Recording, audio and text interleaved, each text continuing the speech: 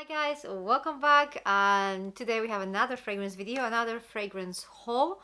Although this one is only 50% blind buy. There are two fragrances I bought knowing how they actually smell, and there are two fragrances that are completely new and were a complete blind buys. So without further ado, let's just jump in straight away. So the first fragrance I'm going to talk about is Replica by the Fireplace, and this is by Maison Margiela. So this is how the box look like. I am so glad that I introduced those like 30 ml bottles. Honestly, the 100 ml is like a lot. If this is your signature scent, that's fine, but you know, the by the Fireplace scent smells a little bit like burning wood. And this is not the type of scent I want to smell like all the time, you know. So I'm so glad I have 30 ml of that, because it honestly didn't make sense for me to buy the full bottle, like the 100 ml bottle, and that's why I never purchased that before. Okay, so this is how the bottle looks. It's actually really cute. I do like the kind of the old school sticker on it. It says here, Chamonix 1971, burning wood and chestnut, memory in a fragrance. And it does really smell like a proper fireplace. It's beautiful woody scent. Let me just refresh my memory. Yeah, it's so beautiful. It's like a very comforting, very warming scent. It has woody notes. It has some sweetness in it. It's like a hug on a cold day. It's really beautiful. Not necessarily something that you would want to wear all the time, and definitely, at least in my opinion, this is more of a autumnal and wintry scent, because it is so kind of like cozy. So I'm going to quickly read you the notes. So the top notes here are cloves, pink pepper, orange blossom. Then we have middle notes, chestnut, guaiac wood and juniper.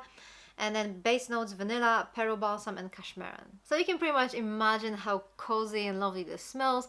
This is I wouldn't really say this is like a safe blind buy.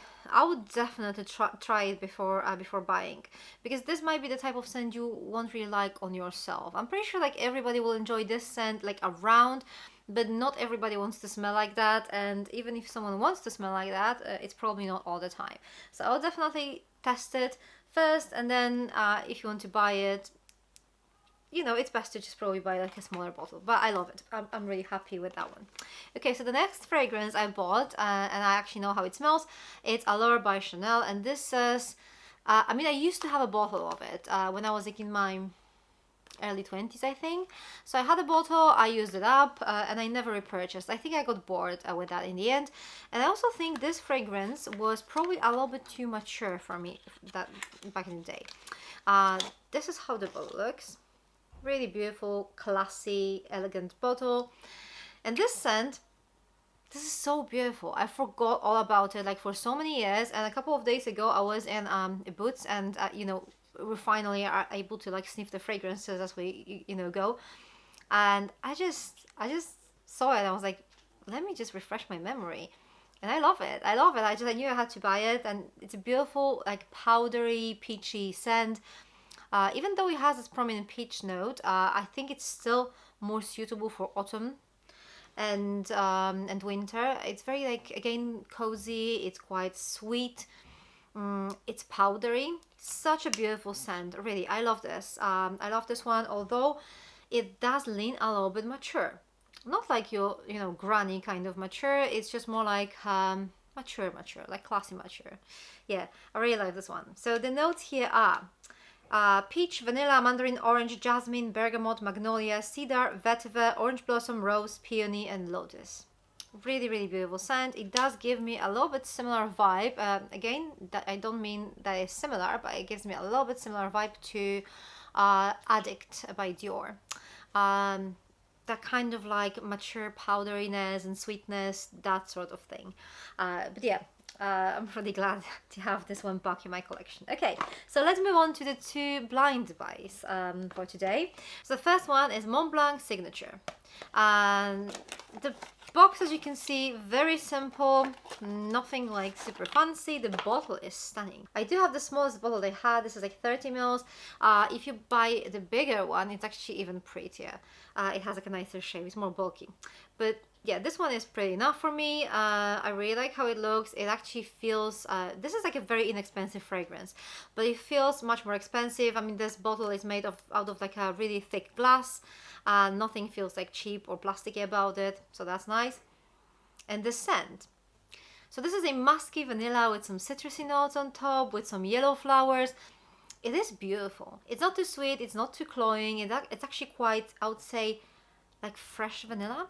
I don't know if that makes sense, but it seems fresh, probably because of that musky note that is quite prominent in here.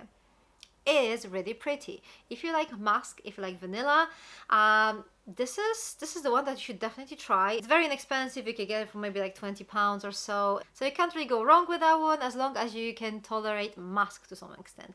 It's not like a super heavy musk like you will find in Narciso Rodriguez, but it is there. So the notes here are top notes. I mean, there's only one top note, which is clementine. Then we have Lang Lang, magnolia, and peony in middle notes, and then base notes vanilla, white musk, and benzoin. Such an interesting scent, really, and this actually does smell expensive. This does not smell like a cheapie that it is. It smells expensive, so yeah, definitely recommend that one.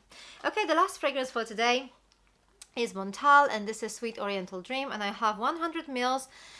And the reason why I bought big bottle is because it was cheaper than the small bottle for some reason. So yeah, well, why not, right? So I do like the kind of pouch that we get Montale fragrances in.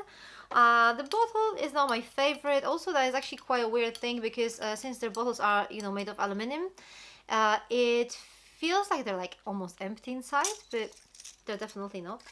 See, you can hear like there's like a liquid inside, but it feels so unnaturally light that it's almost weird. So this fragrance is pretty much honeyed powdery almond. It's very powdery, like not to the point that it's choking you, but it is powdery. It's quite thick and heavy. And the two most prominent notes, I think there are 3 notes altogether, 3 or 4, but the 2 most prominent notes, which are honey and almond, are just there all the time. Let me just check the notes to tell you for sure. Yeah, there are 4 notes actually: almond, honey, vanilla, and rose.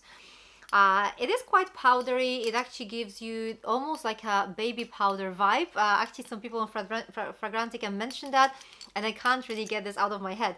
It does give me a baby powder vibe, but this is like a very kind of warm and also like sexy fragrance. I think it's perfect for winter when it's really cold, and this fragrance kind of covers you like this warm blanket, and at the same time it's actually quite sexy.